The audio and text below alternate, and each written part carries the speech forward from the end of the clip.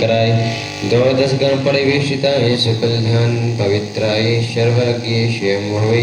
सिद्धाय बुद्धाय परमात्मने परम सुखाय त्रैलोक्यमहि व्याप्ताय अनंत संसाचक परिमर्दनाय अनंत दर्शनाय अनंत ज्ञानाय अनंत सुखाय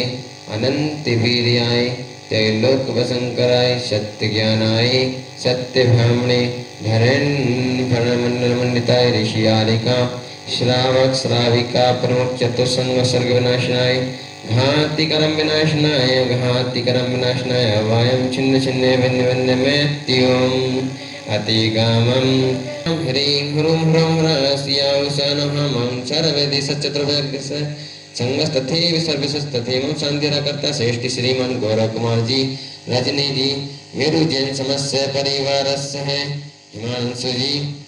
काजल जी रिंकी जी सोम जी समस्त परिवारस्य चैन रूप जी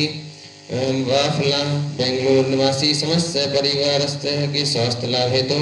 श्री अशोक कुमार जी मीना जय नागरा निवासी समस्त परिवारस्य है श्री प्रफुल्ल कुमार जी उषा जी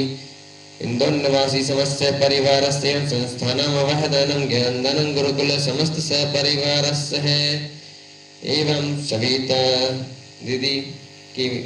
सविता दीदी की हुई ना ठीक है तीर्थं कल्याणी